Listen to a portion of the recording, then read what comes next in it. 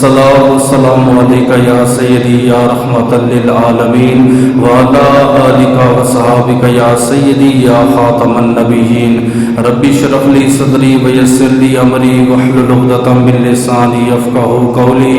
تمام تعریفیں، تمام حمد و ثنا اس ذات کے لیے، وہ ذات جو ایاک نعبد و ایاک نستعین بھی ہے، صراط مستقیم بھی ہے، نعم المولا و نعم النصیر بھی ہے، لہم مغفرۃ و اجر کریم بھی ہے۔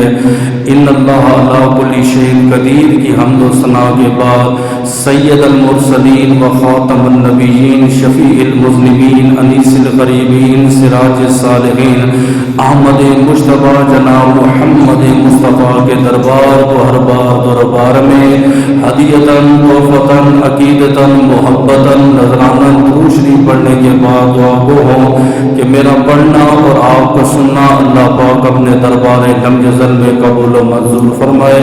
اللہ پاک امام الانبیاء کے وسیلہ جلیلہ سے ہم تمام مسلمانوں کو اپنے گھر بیت اللہ اور گنبد خضرا کا دیدار نصیب فرمائے۔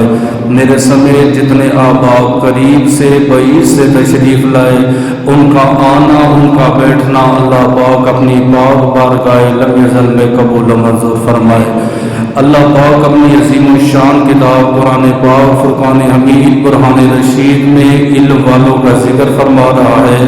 دنیا میں سب سے بہترین اور سب سے مقدس اور سب سے پاکیزہ رشتہ وہ استاد اور شاگرد کا رشتہ ہے۔ یہ ایسا عظیم اور ایسا مقدس اور اتنا پیارا رشتہ ہے، دنیا میں جتنے بھی رشتے ہیں وہ سارے کے سارے دنیا میں منقطع ہو جاتے ہیں۔ باپ فوت ہو جائے تو بیٹے کو یتیم کہا جاتا ہے، ماں فوت ہو جائے تو بچی کو مسکین کہا جاتا ہے، شوہر فوت ہو جائے تو بیوی کو بیوہ کہا جاتا ہے، لیکن استاد اور شاگرد کا اتنا مقدس اور اتنا عظیم رشتہ ہے، یہ رشتہ دنیا میں بھی قائم رہتا ہے، یہ رشتہ آخرت میں بھی قائم رہتا ہے۔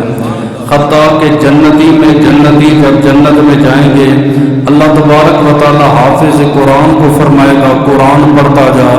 جب وہ قرآن پڑھے گا، قرآن پڑھتے پڑھتے بھول جائے گا، اللہ پاک فرمائے گا دنیا میں جب تو قرآن پڑھتا تھا، کتاب پڑھتا تھا، تیری غلطی کون نکالتا تھا؟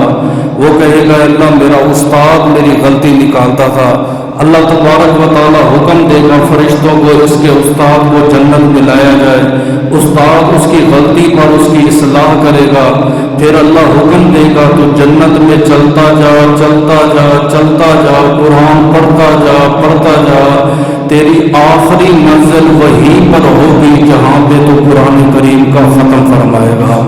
تو دنیا میں جتنے بھی رشتے ہیں وہ سارے کے سارے منقطع ہو جائیں گے، لیکن استاد اور شاگرد کا ایسا مقدس اور ایسا پاکیزہ رشتہ ہے، یہ دنیا میں بھی قائم رہے گا اور انشاءاللہ تعالی جنت میں بھی یہ قائم رہے گا۔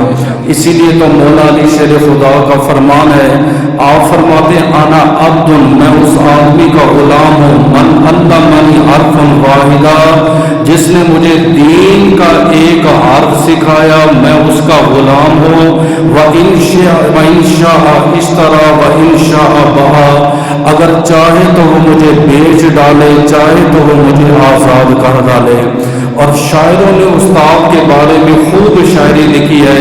کسی نے کہا ہے کہ استاد بادشاہ نہیں ہوتا، ہاں البتہ اپنے شاگردوں کو بادشاہ ضرور بنا دیتا ہے۔ اور سکندر اعظم کا بڑا خوبصورت جملہ ہے، وہ کہتا ہے میرا باپ مجھے آسمان سے زمین پہ لایا، جبکہ میرا استاد مجھے زمین سے اٹھا کے دوبارہ آسمان پر لے گیا۔ تو آج کی گفتگو استاد اور شاگرد کے حوالے سے ہوگی۔ اللہ کی بارگاہ میں دعا گو ہوں کہ ہم سب مسلمانوں کو اپنے استادوں کا ادب احترام کرنے کی توفیق عطا فرمائے۔ علماء کرام فرماتے ہیں استاد کو عزت دینے کے لیے، استاد کو رسپیکٹ دینے کے 15 بنیادی اصول ہیں، یعنی 15 طریقے ایسے ہیں جن کو آپ اپنا کے اپنی استاد کو عزت بھی دے سکتے ہیں۔ ظاہری بات ہے جب آپ عزت کریں گے، احترام کریں گے، علم کی دولت سے مالا مال فرما دیں گے۔ زندگی میں یاد رکھ لینا، جب بھی آپ نے فیض لینا ہے شیخ کامل سے، مرشد کامل سے، یا جس استاد کے پاس آپ پڑھ رہے ہیں، اس کا ادب احترام ضروری ہے، یہ پہلا اصول ہے۔ با ادب با نصیب، بے ادب بے نصیب۔ جب تک آپ کے دل دماغ میں استاد کا ادب احترام نہیں ہوگا، تب تک آپ دین سے فیض حاصل نہیں لے سکتے، نہ استاد سے فیض لے سکتے ہیں۔ اب اسکول میں بچہ جاتا ہے، بیگ اس کا پیچھے ہوتا ہے، لیکن جب بچہ قرآن پڑھنے کے لیے جاتا ہے تو قرآن کو وہ سینے لگا کے جاتا ہے۔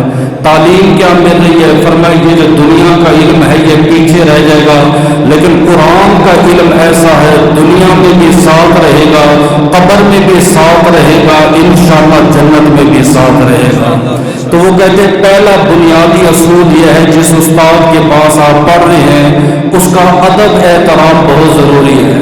یہ جو بات ہے میں اپنے سے نہیں کروں گا، میں آپ کو قرآن حدیث سے حوالے پیش کروں گا۔ بخاری شریف کے اندر حدیث پاک موجود ہے، اصحاب رسول کہتے ہیں ہم حضور کی بارگاہ میں بیٹھے ہوئے تھے، جاء رجل الی النبی صلی اللہ علیہ وسلم، ایک آدمی اللہ کے نبی صلی اللہ تعالی علیہ وآلہ وسلم کی بارگاہ میں آیا، نہ ہم نے پہلے دیکھا تھا نہ ہم نے اسے پہلے سنا تھا، اور اس پر سفر کے نشان بھی نظر نہیں آ رہے تھے۔ ایک ہوتا ہے نا دور سے بندہ آیا تو چلو ہم نہیں پہچانتے، وہ کہتے سفر کے نشان بھی نہیں تھے، کالی اس کی زلفیں تھی، سفید اس کا لباس تھا۔ جیسے نبی کے پاس آیا فَأَسْنَدَ رُكْبَتَهُ إِلَى رُكْبَتَيْهِ، اس نے اپنے دونوں گھٹنے سرکار دو عالم کے گھٹنوں کے ساتھ ملا لیے، یعنی اللہ کے رسول کے سامنے دو زن ہو کے بیٹھ گئے۔ پھر اس کے بعد اس نے کیا کیا؟ وَوَضَعَ كَفَّيْهِ عَلَى فَخَذِهِ، اس نے اپنے دونوں ہاتھ اپنی رانوں کے اوپر رکھے۔ پھر اس نے کہا یا محمد صلی اللہ علیہ وسلم اخبرنی عن الاسلام، مجھے بتائیں اسلام کیا ہے۔ آپ نے اسے اسلام کے بارے میں بتایا، تشہد لا الہ الا اللہ واشہد ان محمد رسول اللہ وتقیم الصلاۃ وتؤتی الزکوٰۃ وتصوم رمضان وتحج البیت من استطاع الیہ سبیلا، کلمہ طیبہ پڑھنا، نماز قائم کرنا، زکوٰۃ دینا، ماہ رمضان کے روزے رکھنا، اللہ نے طاقت دی ہے تو حج ادا کرنا۔ آگے سے اس نے کہا صدقت یا رسول اللہ، آپ نے جو کہا آپ نے سچ کہا۔ صحابہ کہتے فعجبنا، ہمیں بڑا تعجب ہوا، خود ہی سوال کرتا ہے خود ہی تصدیق کرتا ہے، کہ مطلب یہ ہے کہ اس آدمی کو سوالوں کے جواب پتہ ہیں پھر بھی نبی سے سوال کر رہا ہے۔ لازمی نہیں ہوتا جو سائل مجمع میں بیٹھ کے سوال کرے وہ اپنے لیے، بعض دفعہ وہ مجمع کو سنانے کے لیے، مجمع کی اصلاح کے لیے، بعض دفعہ ہمیں آزمانے کے لیے وہ سوال کر رہا ہے۔ سائل کو دیکھا جاتا ہے اس کی نوعیت کیا ہے۔ پھر اس نے دوسرا سوال کیا اخبرنی عن الایمان، مجھے بتائیں ایمان کیا ہے۔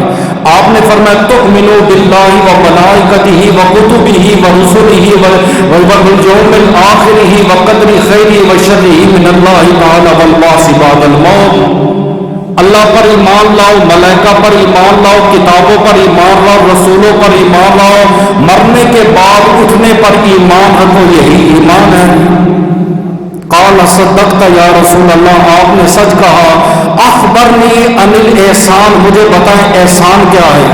آپ نے فرمایا تعبد اللہ کأنک تراہ وإن لم تکن تراہ فإنہ یراک، خدا کی عبادت ایسے کرو تمہیں یقین ہو کہ وہ خدا تمہیں دیکھ رہا ہے۔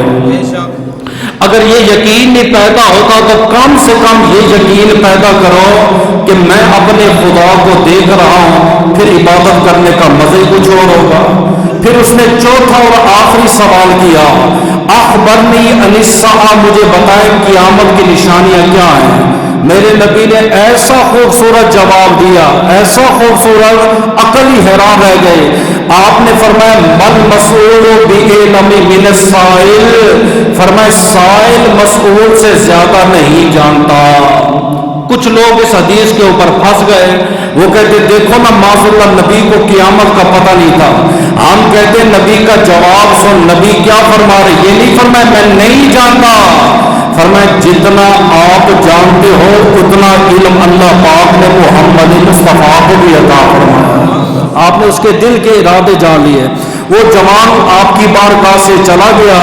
اب نبی نے پتہ کیا کہا, آپ نے فرمایا یا عمر اتدری من السائل, آپ جانتے ہو یہ کون تھا؟ آگے حضرت عمر نے جواب دیا قلت اللہ ورسولہ عالم, اللہ تے اللہ کا رسول بہتر جانتا ہے. آپ نے فرمایا ہوا جبریل یعلمکم دینکم, یہ جبریل امین تھے تمہیں دین کی تعلیم دینے کے لیے زمین پر تشریف لائے.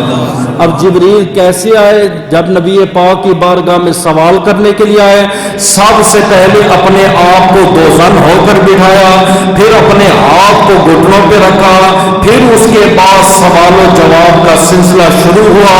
ہمیں تعلیم دے گی کہ فرمایا جب بھی اپنے استاد کی بارگاہ میں جانا ہے آپ نے ادب و احترام کے ساتھ جانا ہے. اور یاد رکھیے گا جس نے بھی ادب کیا خدا نے اسے مالا مال فرما دیا. شاعر مشرق دنیا جانتی ہے علامہ اقبال رحمت اللہ تعالی علیہ, کیسے یہ مقام ملا. آپ کہتے سیالکوٹ کی ایک دکان پہ میں کھڑا ہوا تھا تو میرے ایک پاؤں میں جوتا تھا تو دوسرے پاؤں میں جوتا نہیں تھا, اور وہاں پہ روایت کچھ اور ملتی ہے, وہ لفظ میں نہیں ادا کرتا چونکہ ان کا وصال ہو گیا. آپ کہتے ہیں کہ میری روڈ کے اوپر نظر پڑی, میں نے دیکھا اپنے استاد محترم کو سید میر حسن شاہ صاحب رحمت اللہ تعالی علیہ. آپ کہتے ہیں جب میرے استاد صاحب تشریف لائے میں نے جوتے بھی نہ پہنے, ننگے پاؤں دوڑتا ہوا استاد کے پاس گیا. میں نے اپنے استاد کو سلام کیا, پھر استاد کے پیچھے پیچھے چلتا رہا, حتیٰ کہ میں نے استاد کو اپنے گھر میں چھوڑا. واپس آیا میں نے جوتے پہنے. فرمایا کسی ادب کی وجہ سے اللہ نے مجھے علم کی دولت سے مالا مال فرما دیا. پہلا اصول یاد رکھیے گا ادب. آپ بچے کو مدرسے بھیج رہے ہیں, آپ بچے کو اسکول بھیج رہے ہیں تو آپ اسے سکھا کے بھیجے, بیٹا جتنا ادب کرو گے خدا اتنا تمہیں مالا مال فرمائے گا. دوسرا اصول یہ ہے کہ استاد کے جو رشتہ دار ہیں, استاد کی جو آل اولاد ہے, استاد کے جو قریبی ہیں, آپ نے ان کا بھی ادب احترام کرنا ہے. ہم حضور کی آل سے بڑا پیار کرتے, بڑی محبت کرتے. کیوں؟ فرمایا ان کی رگوں میں خون مصطفیٰ ہے, نسبت مصطفیٰ کی وجہ سے ہم تو حضور کے جانوروں کا ادب احترام کرتے ہیں. تو انسان جس استاد کے پاس پڑھ رہا ہے, جس استاد کے پاس دین سیکھ رہا ہے, اس کے رشتہ دار ہو, اس کی آل اولاد ہو, اس کا بھی آپ نے ادب احترام کرنا ہے. سیدنا امام اعظم ابو حنیفہ یہ باغ میں بیٹھے ہوئے ہیں, آپ کتاب لکھ رہے تھے کہ کتاب پڑھا رہے تھے, آپ کی بغل میں امام ابو یوسف رحمت اللہ تعالی علیہ بیٹھے ہوئے ہیں. اچانک باغ کے اندر ایک گیند آئی تو امام اعظم ابو حنیفہ اس کے استقبال کے لیے کھڑے ہو گئے. حالانکہ بزرگی تھی, بزرگ آدمی کے لیے زمین سے دوبارہ اوپر کھڑے ہونا بڑا مشکل ہوتا ہے. یہ آپ کی مسجد میں بیٹھے ہیں, دیکھو کرسیوں کے اوپر, ان کے لیے کھڑے ہو کر نماز پڑھنا مشکل ہے.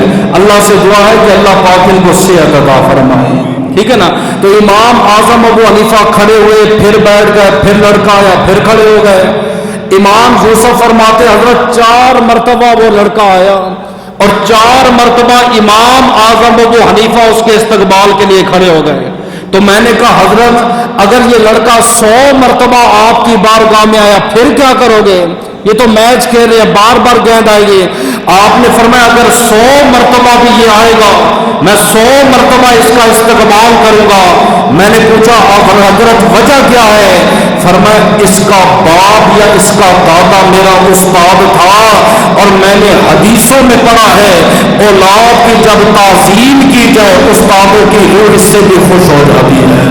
اصول ہے کہ آپ نے استاد کا ادب احترام, یہ یاد رکھیے گا. پھر استاد کے جو قریبی ہیں آپ نے ان کا ادب احترام کرنا ہے.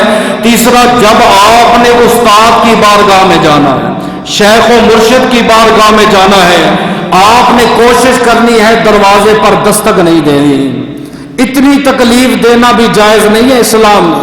استاد کے سامنے کھڑے ہو جانا, استاد سے مقابلہ کرنا وہ تو الگ بات ہے. یہاں کہا گیا کہ استاد کی بارگاہ میں جب آپ جائیں آپ نے دروازے پر دستک بھی نہیں دینی۔ امام ربیع رحمت اللہ تعالی علیہ فرماتے، غور کیجئے گا، آپ کہتے لوگوں خدا کی قسم میں نے اپنے استاد کے سامنے کبھی پانی نہیں پیا، یہ ادب تھا۔ اب ان کے جو استاد ہے امام ربیع کے استاد، ظاہری بات ہے استاد ادب والا، شاگرد بھی ادب والے ہوں گے۔ ان کے استاد کا نام ہے امام شافعی رحمت اللہ تعالی علیہ۔ آپ کہتے ہیں لوگوں جب بھی میں نے اپنے استاد سے پڑھا ہے اپنے کتاب کی ورق کو تبدیل کیا، لیکن اتنی آہستہ آواز میں تبدیل کیا کہ پیج سے آواز پیدا نہ ہو۔ ورق تبدیل کرنے میں جو آواز پیدا ہوتی ہے یہ بھی استاد کی بے ادبی ہے۔ دستک آپ نے دروازے پر نہیں فرمایا، یہ بھی بے ادبی ہے۔ آپ نے کتاب کا ورق تبدیل کرنا ہے۔ حضرت زید رضی اللہ تعالیٰ عنہ نبی کے صحابی ہیں، اور عبداللہ ابن عباس یہ حضور کی آل اولاد میں سے ہیں۔ حضرت عبداللہ حضرت زید کے شاگرد ہیں۔ ایک دن پڑھنے کے لیے گئے تو دیکھا دروازہ بند ہے حجرے کا، تو طالب علموں نے کہا حضرت کافی دیر سے دھوپ میں بیٹھے ہیں، ذرا استاد کے دروازے پر دستک دیں۔ آپ نے فرمایا ہمیں منع کیا گیا ہے کہ استاد کے دروازے پر دستک نہیں دینی۔ علماء سے پوچھا اگر دستک دینی پڑ جائے اس کا طریقہ کیا ہے؟ فرمایا سب سے پہلا طریقہ یہ ہے ناخن کا استعمال کریں، ناخن کا۔ فرمایا ناخن سے اگر بیدار نہ ہو، فرمایا پھر انگلیوں کا استعمال کریں۔ کہا استاد اگر انگلی سے بیدار نہ ہو، فرمایا پھر ہاتھ کی ہتھیلی کا استعمال کریں، زور سے دروازے پر دستک بھی نہ دیں۔ یہی حضرت زید گھوڑے پہ سوارے، گھوڑے پر آپ کے شاگرد عبداللہ ابن عباس نے دیکھا جی میرے استاد آ رہے ہیں، آپ دوڑتے ہوئے گئے تھے، آپ نے گھوڑے کی لگام پکڑ لی، تو آپ نے فرمایا زید، آپ نے فرمایا عباس یہ کیا کر رہے ہو؟ آپ آگے رسول ہو، خون رسول ہو، میرے گھوڑے کی لگام غلام پکڑتے ہیں۔ فرمایا میں جیسا بھی ہوں آپ میرے استاد ہیں، میں اپنے استاد کا ادب احترام کر رہا ہوں، یہ میرے نبی نے تعلیم دی ہے۔ آگے بھی تو حضرت زید تھے، آپ نے گھوڑے سے چھلانگ لگائی، حضرت عباس کے ہاتھوں کو بوسہ دیا۔ فرمایا جس نبی نے تمہیں وہ تعلیم دی ہے اس نبی نے ہمیں تعلیم دی ہے کہ آل محمد کی یوں تعظیم فرمانی ہے۔ سمجھے؟ پہلا اصول با ادب، دوسرا اصول اس کی آل اولاد کا ادب ہے، احترام، تیسرا اصول یہ ہے کہ آپ نے دستک نہیں دینی، چوتھا اصول اب دروازے سے آپ انٹر ہو گئے ہیں، آپ نے جب استاد کی بارگاہ میں بیٹھنا ہے آپ نے پہل نہیں کرنی، شروعات آپ نے نہیں کرنی، آپ نے خاموش ہو جانا ہے جب تک آپ کا استاد کلام نہیں کرتا آپ نے کلام کی ابتدا نہیں کرنی۔ میں اپنی بات دلیل دے کر جاؤں گا۔ حضرت موسیٰ علیہ السلام کے سامنے جادوگر ہے، بعض نے کہا وہ 12 تھے، بعض نے کہا وہ 7 ہیں۔ اللہ پاک فرماتا ہے سارے کے سارے جنتی ہیں، تھے بھی جادوگر، حالانکہ جادوگر کی بخشش نہ شب قدر کو ہوتی ہے نہ شب بارات کو ہوتی ہے، اور قوم بنی اسرائیل کے 12 جادوگروں کی بخشش ہو گئی۔ اے اللہ وجہ کیا ہے؟ فرمایا وجہ صرف اتنی ہے جب موسیٰ علیہ السلام کے سامنے یہ جادوگر گئے، انہوں نے کہا پاک موسیٰ پہلے آپ اپنا معجزہ دکھاتے ہو یا پہلے ہم اپنا جادو دکھائیں؟ انہوں نے موسیٰ علیہ السلام کو آپ کہا اور موسیٰ علیہ السلام کو کہا آپ پہل کرو گے۔ اس ادب کی وجہ سے میں رب نے زندگی کے گناہوں کو معاف فرمایا۔ جادوگر ہو کے نبی کا ادب کرے، خدا اتنا کرم فرما دیتا ہے۔ جو مسلمان ہو کر اپنے استاد کا، اپنے شیخ و مرشد کا، اپنے نبی کا ادب احترام کرے اس کے رتبے کا عالم کیا ہوگا۔ تو آپ نے پہل نہیں کرنی۔ نمبر 2، تیسرا جب آپ نے استاد کی بارگاہ میں بیٹھ گئے ہیں اب آپ نے اپنی آواز کو پست رکھنا ہے۔ قرآن کہتا ہے یا ایھا الذین آمنوا لا ترفعوا اصواتکم فوق صوت النبی، اے نبی کے شاگردو، اے ایمان والو، نبی کی بارگاہ میں اپنی آواز کو آہستہ رکھو، اپنی آواز کو بلند نہ رکھو۔ میں آپ کو اپنے مدرسے کی مثال دے دیتا ہوں۔ 15 سال پہلے ایک بچی پڑھتی تھی، اس نے زبان کاٹ دی، ہم اسے اٹھا کے ٹمز ہاسپٹل میں لے گئے، ہولی فیملی میں، جتنے بڑے بڑے ادارے ہیں سب نے اسے لا علاج کر دیا۔ انہوں نے کہا آپ کہتے بولنے کی بات، اس کے بچنے کے چانس نہیں ہے، یہ اتنی بلیڈنگ ہو گئی ہے۔ شام کو مفتی صاحب نے جب اسے بلایا، اسے پوچھا بیٹی آپ نے یہ حرکت کیوں کی ہے؟ اس نے کاغذ پہ لکھ کے کہا، اس نے کہا استاد جی جس استاد کے پاس، جس استانی کے پاس میں پڑھ رہی تھی، آج بدتمیزی میں میری آواز اس سے بلند ہو گئی اور قرآن کی آیت مجھے یاد آئی، اے ایمان والوں اپنی آوازوں کو اونچا نہ کرو۔ پھر میں نے کہا کہ زبان جو میرے استاد کے سامنے کھلی ہے، اس زبان کو اپنے جسم میں نہیں رہنے دوں گی۔ کینچی اٹھائی، میں نے زبان کا لوکھڑا کاٹ دیا۔ مفتی صاحب نے کہا بیٹی یہ حل نہیں ہوگا، حل یہ ہے تو نے استاد کی بے ادبی کی ہے، اپنے استاد سے جا کے معافی مانگ۔ لڑکی اپنی استانی کے پاس گئی، اس نے معاف کیا۔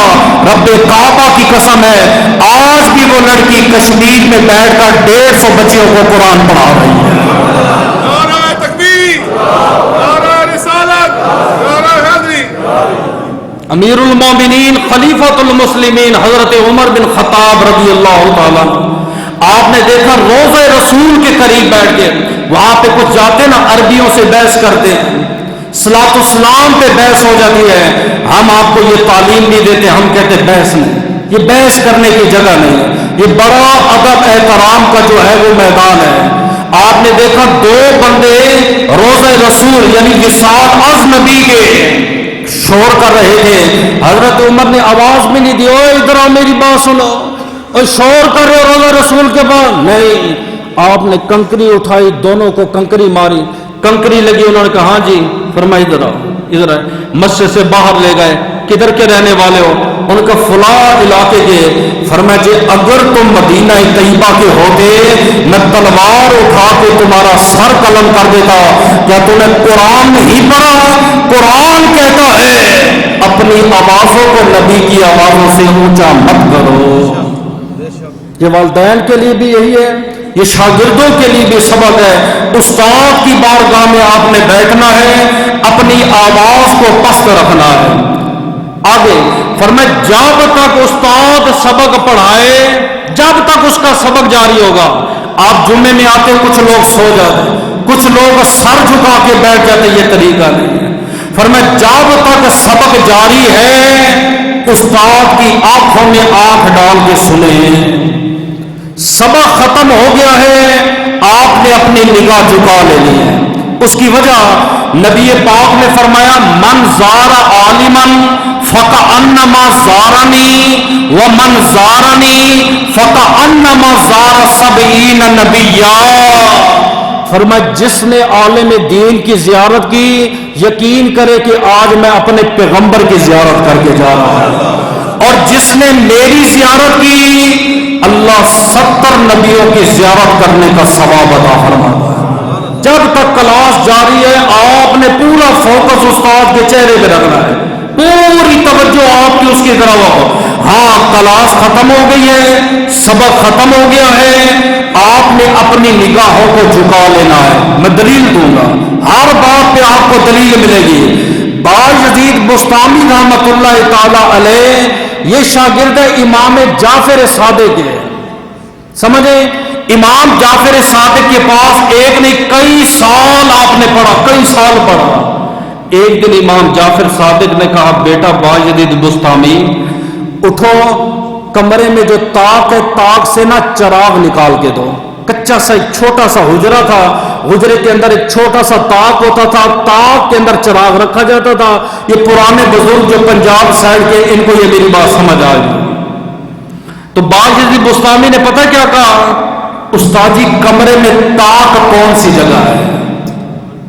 فرمایا بستامی 5 سال سے میرے پاس پڑھے ہو، چھوٹا سا کمرہ ہے، آپ کو یہ نہیں پتا کہ کمرے میں طاق کون سی جگہ ہے؟ فرمایا استاد جی رب کعبہ کی قسم ہے جب میں آتا ہوں سبق پڑھنے کے لیے، فرمایا دل بھی آپ کی زیارت کر رہا ہوتا ہے، آنکھیں بھی آپ کی زیارت کر رہی ہوتی ہیں۔ میں نے کبھی دائیں بائیں دیکھا ہی نہیں کمرے کو، کمرہ کیسا ہے۔ اتنی توجہ سے جب انہوں نے سبق پڑھا تو اللہ پاک نے وقت کا ولی نہیں بنا دیا۔ فرمایا ٹھیک ہے، اپنی نگاہ کو آپ نے نیچے رکھنا ہے۔ آگے فرمایا استاد جو تعلیم دے، جو آپ کو سبق پڑھائے، آپ نے اس سبق پر عمل بھی کرنا ہے، کانوں کا چسکا نہیں، واہ واہ بلے بلے سبحان اللہ نہیں۔ آج میرا انداز تھوڑا سا بدلا ہوا ہے، کیونکہ میں نے آپ سے سبحان اللہ نہیں کروانی، میں نے آپ کو کچھ سمجھانا ہے۔ وہ انداز بھی آتا ہے، یہ انداز بھی سن لیں۔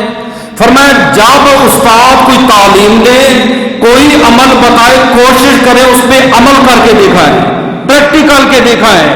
حضرت امام مالک رحمت اللہ تعالی علیہ کے درس میں ایک طالب علم 15 دن میں صرف ایک بار آتا تھا، ایک بار کلاس میں آتا تھا، جیسے ہی پھٹی پہ بیٹھتا کہتا استاد جی مجھے صرف 3 حدیثیں پڑھائیں، صرف 3 حدیثیں۔ امام مالک رحمت اللہ تعالی علیہ 3 حدیثیں پڑھا دیں، چلا جاتا، 15 دن 30 دن غائب رہتا، 1 ماہ بعد پھر آتا، کئی سال یہ سلسلہ جاری رہا۔ باقی شاگردوں کو برا لگا، یہ کون سا طریقہ ہے اتنی چھٹیاں کرنا، اپنی مرضی کا سبق، یہ بھی بے ادبی ہے۔ ایک دن طلباء نے مدرسے کے باہر روک لیا، وہ کہ تو پڑھنا چاہتا ہے کہ نہیں پڑھنا چاہتا؟ یہ کون سا طریقہ ہے 15 دن میں ایک بار آنا اور پھر اپنی من پسند کا سبق لینا؟ اس نے کہا دوستو بات یہ ہے، جب میرا استاد مجھے حدیث سناتا ہے، جب تک ان حدیثوں پہ عمل نہیں کرتا تب تک اگلا سبق لینے نہیں آتا۔ پہلے ان حدیثوں پہ عمل کرتا ہو، جب پورا عمل ہو جاتا ہو اس کے بعد استاد کی پھٹی پہ آتا ہو۔ ایک اور استاد ہے، انہوں نے شاگرد کو اتنا سبق پڑھایا، فرمایا بیٹا غصہ نہیں کرنا اور جھوٹ نہیں بولنا، بس یہ 2 سبق، 2 لفظ یہ عام آدمی کو بھی یاد ہو جائیں گے۔ اگلے دن شاگرد آیا، استاد نے کہا سبق سناؤ، کہا مجھے سبق یاد آئی ہے۔ استاد نے کہا چلو اگلے دن یاد کرا۔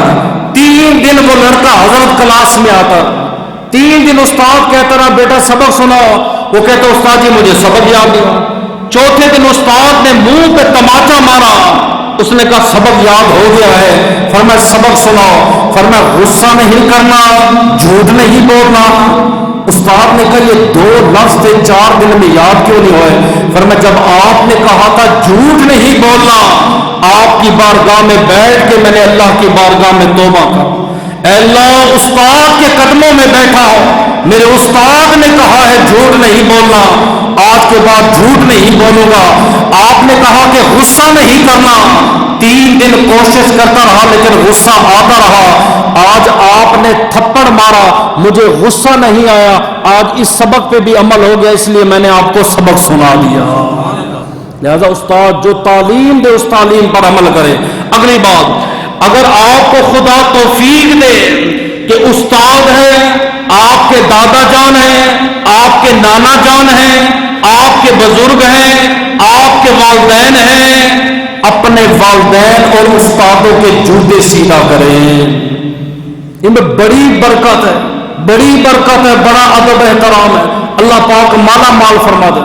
پہلے زمانے میں جناب نانی اماں اپنی چارپائی سے اترتی نہیں تھی، بچے پہلے جوتے لے کے کھڑے ہو جاتے، اس بات پہ جھگڑا ہوتا تھا۔ ہارون رشید کے 2 صاحبزادے ارادہ کیا کہ میں اپنے بچوں کو قرآن کی تعلیم دوں گا، جو سب سے بڑا قاری ہے نا اس کا انتخاب کروں۔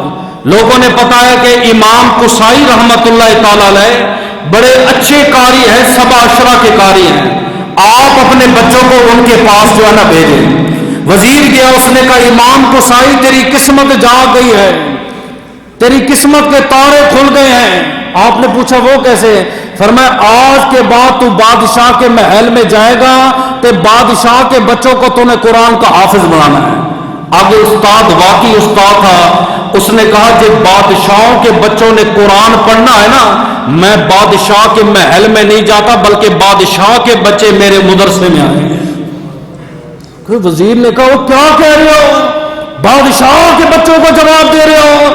اس نے کہا اپنی ذات کے لیے نہیں کہہ رہا، دیکھ قرآن کریم یہ اللہ کی کتاب ہے، میں قرآن لے کر جناب بادشاہوں کے محلوں میں جاؤں؟ آج ہم ان ٹیوشن والے ملاؤں کے خلاف ہیں، کبھی سائیکل پہ کبھی موٹر سائیکل پہ دار بدر گھوم رہے ہیں، دروازوں پہ دستک دے رہے ہیں، اندر سے آواز آتی ہے مولوی صاحب بچے سوئے ہوئے ہیں کل آ جانا. یہ قرآن کا تاجر ہے, یہ قرآن پڑھانے والا نہیں ہے. پھر کہتے کہ مولوی صاحب گھر میں آئے تو یہ فتنہ ہو گیا, مولوی صاحب نے یہ کام کر دیا, تم نے اسے مولوی کیسے سمجھا؟ جو قرآن کو اٹھا اٹھا کے تمہارے گھروں تک لے کر آ رہے, مولوی نہیں ہے. قرآن پڑھنا ہے تو آپ کو مسجد میں, آپ کو مدرسے میں آنا پڑے گا. جس سے پڑھنا ہے اس کے پاس چل کے آنا پڑے گا, نہ کہ اسے آپ اپنے پاس بلائیں. وزیر نے جا کے بادشاہ کو بتایا, بڑے کان بھرے. آگے بادشاہ تھا, اس نے کہا وہ استاد سچ کہتا ہے, یہ میرے بچوں نے قرآن پڑھنا ہے نا, میرے بچے محل سے نکل کے بادشاہ کے استاد کے مدرسے میں جائیں گے. سلسلہ وار شروع ہو گیا. استاد کو ایک دن بادشاہ نے کہا, بادشاہ استاد کو کہا, استاد جی اگر آپ میرے بچوں کا سبق پہلے سن لیا کریں. فرمایا ایسا نہیں ہو سکتا. میرے بچوں کو اگلی سیٹ پہ بٹھائیں. فرمایا ایسا نہیں ہو سکتا. جو انصاف غریبوں کے بچوں کے ساتھ ہوگا وہ انصاف تیرے بچوں کے ساتھ ہوگا. بچوں نے قرآن پڑھنا شروع کر دیا. ایک دن ہارون کے دل میں خیال ہے کیوں نہ ذرا کلاس روم میں چکر لگاؤں. آپ بھی کبھی کبھی چکر لگا, مدرسے میں بچے چھوڑ دیتے, قاری صاحب نہیں تھے, ماں سمجھے, کبھی کبھی چکر لگا, ہمارے بچے پڑھ رہے ہیں, ہمارے بچے کیسے جا رہے ہیں. 6 مہینے ایسے بچے بھی ہمارے پاس پڑھتے ہیں, پوچھنے والا کوئی نہیں. ایسی بچیاں بھی ہمارے پاس پڑھتی ہیں. عید سے پہلے ہم کال کرتے ہیں, اپنی بچیوں کو لے جاؤ, عید ہے, ادارہ بند ہونے لگا ہے. آگے سے آواز آتی ہے کیا کوئی ایسا سسٹم نہیں ہے کہ عید پہ بھی آپ رکھ لیں. وہ یتیم تھے, مسکین بچی ہوتی, ہم سمجھ جاتے ہیں ان کا ولی وارث کوئی نہیں. یہ چاچے ماموں کا خون ہے جو کہتے ہیں عید پہ بھی ہم نے بھاجوں اور بھتیجوں کو گھر نہیں لے گئے. ہارون جناب اپنی گھوڑے پہ بیٹھا, جیسے ہی مسجد میں آیا اس نے دیکھا کہ کلاس ختم ہو گئی ہے. بڑا چھوٹے کا گربان پکڑ کے کھڑا ہے تو چھوٹا بڑے کا گربان پکڑ کے کھڑا. پریشان ہو گیا, میں نے تو قرآن کے لیے بھیجا تھا, دین کے لیے بھیجا تھا, یہ مسجد میں انہوں نے کشتی شروع کی ہوئی ہے. پھر دل میں خیال آیا دیکھو تو صحیح لڑائی کس بات پہ ہے. بادشاہ نے جب دیوار سے اونچا سر کیا اور ان کی بات کو سنا, چھٹی ہو گئی تھی. بڑا شہزادہ کہتا ہے استاد کے جوتے اٹھا کے میں لے کے جاؤں گا, چھوٹا کہتا ہے استاد کے جوتے اٹھا کے میں لے کے جاؤں گا. دونوں ایک دوسرے کا گربان پکڑ کے کھڑے ہوئے ہیں. آخرکار فیصلہ ہوا, ایک جوتا تو اٹھائے گا, دوسرا جوتا استاد کا میں اٹھاؤں گا.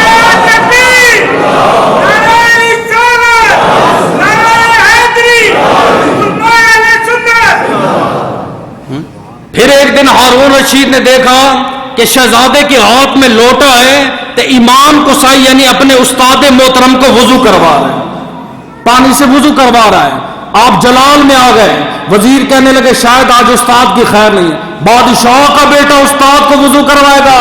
آپ جلال میں آئے, فرمایا بیٹا تجھے شرم نہیں آتی؟ اللہ نے تجھے 2 ہاتھ دیے ہیں, ایک ہاتھ سے لوٹا پکڑ, دوسرے ہاتھ سے اپنے استاد کے پاؤں پہ ہاتھ لگا کے اپنے استاد کو وضو کروا, جوتے سیدھا کریں.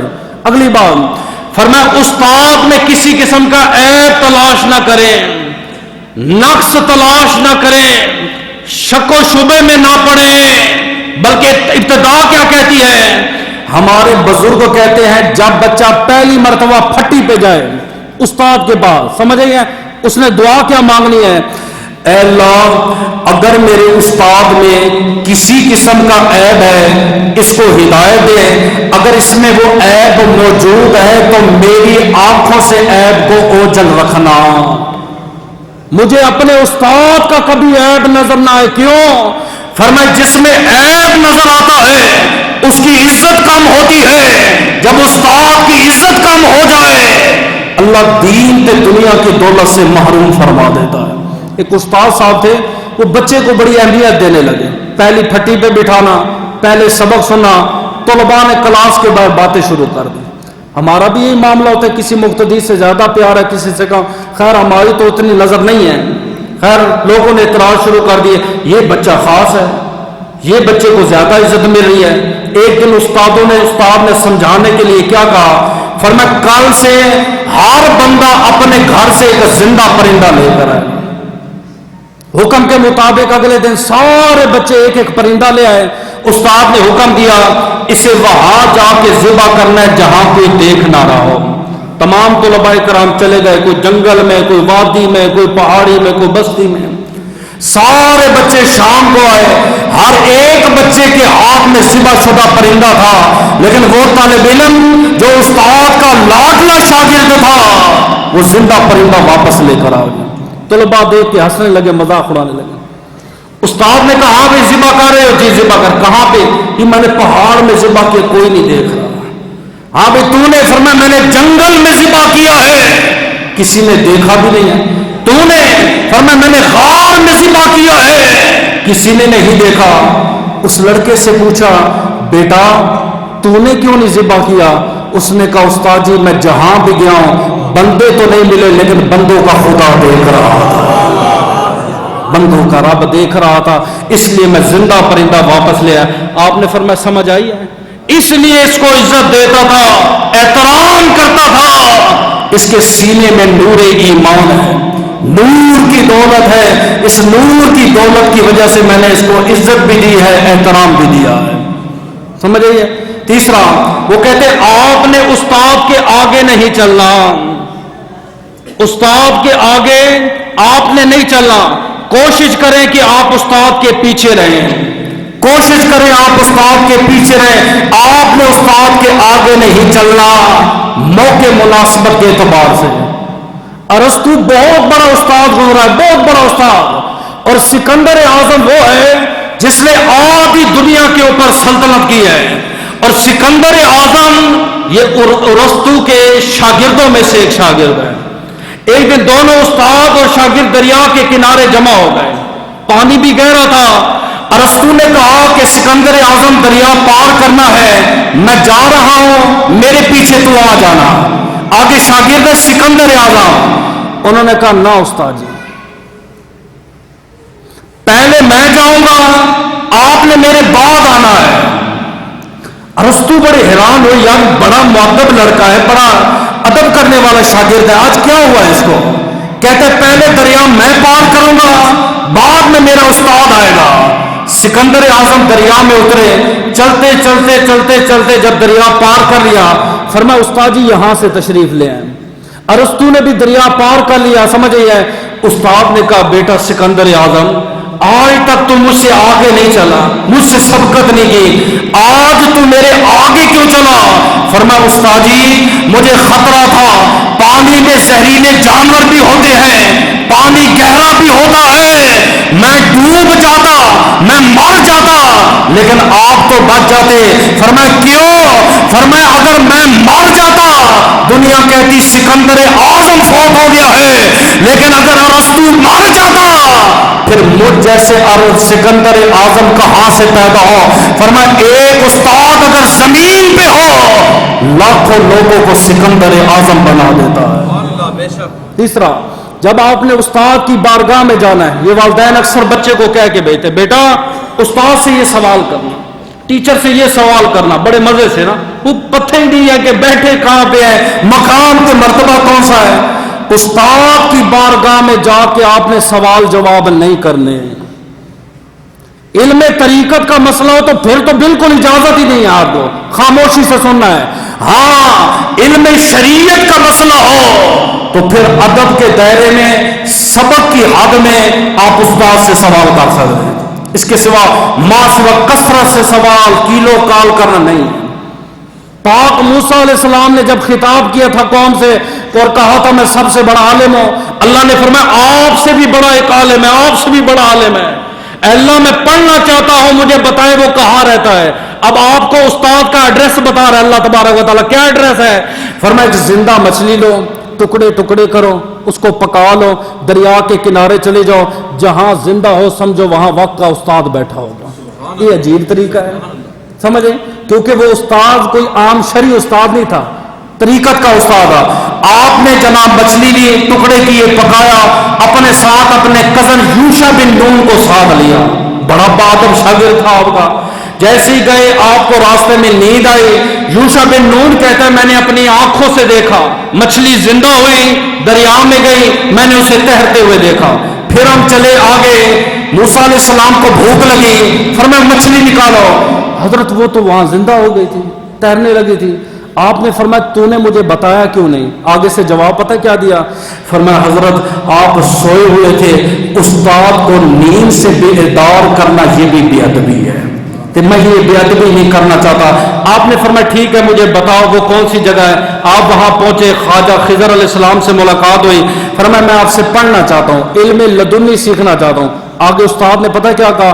فرمایا پاک موسیٰ کے دین پڑھنا ہے، علم لدنی پڑھنا ہے، سوال نہیں کروں، سوال کی گنجائش نہیں ہے. فرمایا ٹھیک ہے میں نہیں کروں گا. فرمایا نہیں آپ سوال کرو. کہا نہیں کروں گا. ٹھیک ہے. کشتی میں بیٹھے، آپ نے کشتی کا تختہ توڑ دیا. فرمایا یہ خضر علیہ السلام یہ کیا کیا؟ جنہوں نے ہمیں سواری دی ہے بجائے شکریہ کہ آپ نے تختہ توڑ دیا. آپ نے فرمایا میں نے کہا تھا نا سوال نہیں کرنے. پھر دریا کے کنارے پہنچے، ایک بچہ رو رہا تھا، آپ نے تھپڑ مارا، بچہ شہید ہو گیا. فرمایا یہ کیا کیا؟ چھوٹے بچے کی جان لے لی، اس کے ماں باپ پر کیا بیتے گی؟ فرمایا میں نے کہا تھا نا سوال نہیں کرنے. آگے گئے، یہودیوں سے کھانا مانگا، انہوں نے دینے سے انکار کر دیا. دیوار گری تھی، خواجہ خضر نے اشارہ کیا، گرتی دیوار سیدھی ہو گئی. ایک قرآن میں ہے، ایک کسی بابے کا قصہ نہیں ہے، ایک کہانی نہیں ہے. یہی بات جو ہماری کتابوں میں ہوتی تمہیں کہانی نظر آتی، یہ کتاب تفسیروں میں ذرا انکار تو کر کے دکھا. فتویٰ ہم سے لے لینا، نکاح بھی ٹوٹ جاتا ہے قرآن کے منکر کا. موسیٰ علیہ السلام نے کہا مجھے جواب تو دیں. فرمایا جس کشتی کو میں نے بے عیب دار کیا، آگے ایک قوم کھڑی ہوئی تھی جو سلامت کشتی کو لوٹ لیتی تھی، میں نے کشتی کو عیب دار بنایا، کشتی کو لٹنے سے بچا لیا. فرمایا آپ نے دریا کے کنارے ایک بچے کو تماچا مار کے شہید کر دیا، اس کے ماں باپ پہ کیا گزرے گی؟ فرمایا وہ بچہ بڑا ہوتا اپنے ماں باپ کا قاتل بنتا، میں نے اس بچے کو مار ڈالا. فرمایا بوڑھے ماں باپ کا کیا ہوگا؟ فرمایا میں نے اللہ کی بارگاہ میں دعا کے ہاتھ اٹھائے، اللہ ان کو ایک بیٹی دے گا جس کی نسل سے اللہ پاک 70 نبیوں کی تخلیق فرمائے. یہ تو اللہ کے ولی کا علم ہے، مستقبل کی خبریں دے رہا ہے. یہ میں نبی کے لیے ثابت کروں تو مشرک، یہاں ولی کا علم ثابت ہو رہا ہے. فرمایا آپ نے گرتی دیوار کو سیدھا کیوں کیا؟ فرمایا اس دیوار کے نیچے یتیموں کا خزانہ چھپا ہوا تھا، یتیموں کا مال لٹ جاتا، اس لیے میں نے دیوار کو سیدھا کر دیا. تو لہذا استاد کی بارگاہ میں آپ نے سوال وغیرہ نہیں کرنے.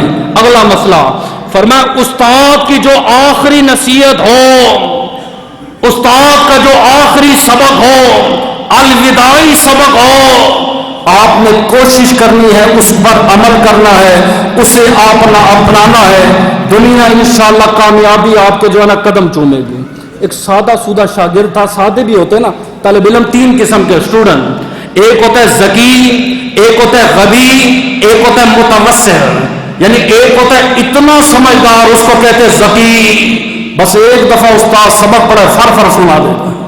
دوسرا ہوتا ہے متوسط، اس کو سمجھنے میں ذرا ٹائم لگتا ہے. تیسرا ہوتا ہے جناب بالکل سادہ سودہ، اس کو ساتھ مثالیں دینی پڑتی ہیں، سر کھپانا پڑتا ہے، تب جا کے وہ طالب علم بنتا ہے. سمجھ آئیے؟ اب استاد صاحب الوداعی 14 سال درس نظامی پڑھائی. جب استاد صاحب جانے لگے نا تو طلباء نے کہا حضرت کوئی آخری نصیحت؟ فرمایا ہاں. کیا نصیحت ہے؟ فرمایا تقوی اختیار کرنا ہے، تقوی، اور ماں باپ کا پیشہ بنانا ہے.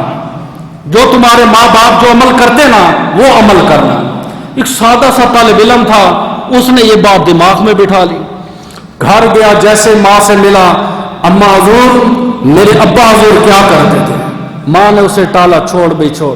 اگلے دن پھر نہیں ابا حضور کیا کرتے تھے؟ جب 3 دن اس نے ماں کا سر کھایا نا، ماں نے کہا تیرے ابا حضور چور تھے، ڈاکو تھے. اب وہ طالب علم بڑا سادہ تھا، اس نے کہا نہیں استاد جی نے کہا ہے کہ جناب تقوی بھی اختیار کرنا ہے تے باپ کا پیشہ بھی اختیار کرنا ہے. انشاءاللہ تقوی کے ساتھ آج رات چوری کروں گا. رات کو اس نے پلان بنا لیا، پڑوسیوں کے گھر میں جاؤں گا. جیسے ہی ان کے دروازے کے قریب پہنچا، پھر خیال ہے یتیموں کا گھر ہے. تقوی کہتا ہے یتیم کے گھر چوری نہیں کرنی، لیکن استاد کی نصیحت کہتی ہے کہ باپ کا پیشہ بھی اپنانا ہے. واپس آ گیا، چلو کوئی اور گھر دیکھوں گا. اگلے دن جناب ایک اور آدمی کے گھر میں ڈاکہ مارنے گیا. پتہ چلا گھر بیوہ کا ہے، فرمایا نہیں، تقویٰ کہتا ہے بیوہ کا مال نہ لوٹو، استاد کی نصیحت کہتی ہے کہ باپ کا پیشہ بھی اپنانا ہے۔ پھر واپس آ گیا، وہ 4-5 دن لوگوں کے گھروں میں جاتا، جب تقویٰ یاد آتا واپس آ جاتا۔ اس نے کہا یار 5 دن ہو گئے تقوی پہ عمل کر رہا ہوں، کہ استاد کی دوسری نصیحت ہے کہ باپ کا پیشہ اپنانا ہے، وہ کیسے اپناؤں گا؟ 5ویں دن اس نے امیر تاجر کا گھر تلاش کیا، گھر میں گھس گیا، آگے اس نے پیٹی کھولی تھی، مال ہی مال، سونا ہی سونا تھے، ساری چیزیں پڑی ہوئی ہیں۔ اب جب پیسے اٹھانے لگا تو دل میں خیال آیا یار اس تاجر نے کبھی زکوٰۃ بھی دی ہوگی کہ نہیں دی ہوگی؟ تو تقویٰ یہ کہتا ہے زکوٰۃ بھی نکالو، تو چونکہ یہ مال اب میرا ہو گیا ہے تو میں نے زکوٰۃ بھی نکالنی ہے۔ اب وہ وہاں پہ کاغذ قلم لے کے نا حساب لگانے بیٹھ گیا، اتنے پیسے تو اتنی زکوٰۃ بنتی ہے، تو اس کی زکوٰۃ بھی نکالوں گا، تو چوری بھی کروں گا، وہ بھی تقوی کے ساتھ، بسم اللہ پڑھ کے چوری کروں گا۔ یہ بھی چور ہوتے ہیں نا مسجد میں آ کے جوتے چوراتے ہیں، متقی چور ہوتے ہیں نا۔ اچھا وہ جناب بیٹھ کے حساب و کتاب لگا رہا تھا، فجر کی اذان آ گئی، اس نے کہا نہیں، تقویٰ کہتا ہے پہلے نماز پڑھو، بعد میں باپ کا پیشہ بناؤ۔ اب وہ جناب نے وضو کیا، جیسے گھر سے باہر نکلنے لگا، آگے سین میں مالک تھا، وہ اٹھ گیا، اس نے پکڑ لیا۔ اس نے کہا ہاں بھائی کدھر؟ اس نے کہا فجر پڑھنے جا رہا ہوں۔ کہ وہ تو ٹھیک ہے فجر پڑھنے جا رہا ہے، میرے کمرے سے کیسے نکل کے جا رہا ہے؟ اس نے کہا میں چوری کرنے آیا تھا۔ وہ چوری کرنے کے لیے آئے تھے، یہ پھر چوری کیوں نہیں کی؟ فرمایا تقویٰ کہتا ہے پہلے نماز پڑھو۔ وہ مالک حیران ہے، پہلا چور دیکھا ہے، نماز بھی پڑھتا ہے، اور وضو بھی میرے گھر میں کرتا ہے، تو پیسے بھی پڑے میں اٹھائے نہیں ہے۔ اس نے کہا بیٹا مجھے بات سمجھا، بات کیا ہے؟ اس نے کہا میں عالم فاضل ہوں، 14 سال میں نے پڑھا ہے، تو میرے استاد کی آخری نصیحت یہ تھی، فرمایا بیٹا اگر مالا مال ہونا چاہتے ہو میری آخری 2 باتوں پہ عمل کرو، ایک تقویٰ اختیار کرو، دوسرا باپ کا پیشہ اختیار کرو۔ تقویٰ تو میں نے اپنا لیا، مجھے پتا چلا میرا باپ چور ہے، اب میں مجبور ہوں، میرے استاد کی جو آخری نصیحت تھی، فرمایا بیٹا تیرے باپ کی نصیحت ضائع نہیں جائے گی، میرے گھر میں جوان بیٹی ہے، اگر تو اس سے نکاح کرے گا یہ بیٹی بھی تیری ہو جائے گی، یہ سارا مال بھی تیرا ہو جائے گا۔ تو استاد کی جو اطاعت فرما برداری ہوتی ہے وہ جائز کاموں میں ہوتی ہے، ناجائز کاموں میں نہیں ہوتی۔ آخری بات فرمایا استاد اگر مر جائے، شیخ و مرشد ہو، استاد ہو، وہ دنیا سے چلا جائے، پھر بھی اس کا حق ہے۔ میں نے آپ کو بتایا نا یہ رشتہ ایسا ہے ہمیشہ قائم دائم رہتا ہے، یہ ختم نہیں ہوتا۔ کیا حق ہے؟ فرمایا بعد مرنے کے اپنے استاد کے لیے دعا کریں، بعد مردے تک اسے یاد رکھیں۔ یہ میں ایسے بات نہیں کہہ رہا، حضرت خواجہ نعیم الدین مراد آبادی رحمۃ اللہ تعالی علیہ آپ جب قبر میں گئے تو شیطان آ گیا، اس نے کہا اللہ کتنے؟ فرمایا اللہ ایک ہے، دلیل پیش کرو۔ آپ نے قبر میں 360 دلیلیں پیش کی اللہ کے ایک ہونے پر، اور شیطان نے 360 دلیلوں کو توڑ دیا، رد کر دیا، پریشان ہو گئے۔ آخری منزل ہے، آخری ٹھکانہ ہے، اللہ کی توحید پہ پہرا بھی نہیں دے سکتا، اب میں کیا کروں؟ آپ کہتے ہیں میں نے پریشانی میں جب اپنے استاد کو یاد کیا، میرے استاد کی روح میرے سامنے کھڑی ہو گئی۔ فرمایا بیٹا کیوں پریشان ہو؟ میں نے کہا استاد جی آپ کا شاگرد ہو اور شیطان کہتا ہے اگر اللہ ایک ہے تو دلیل پیش کرو، میں نے اسے 360 دلیلیں دی ہیں، اس نے دلیلوں کو رد کر دیا ہے، اب میں کیا کروں؟ فرمایا بیٹا یہ شیطان ہے، دلیل مت دو، اسے کہو میں بغیر دلیل کے خدا کو ایک مانتا ہوں اور مصطفیٰ کو خدا کا سچا رسول مانتا ہوں۔ یہ 15 میں نے آپ کو اصول اور قوانین بتا دیے، جس سے آپ نے پڑھنا ہے، جس سے آپ پڑھ رہے ہیں یا اپنے بچوں کو آپ نے بھیجنا ہے تو یہ تعلیم دے کے بھیجیں گے، انشاءاللہ اللہ پاک علم کی دولت سے مالا مال۔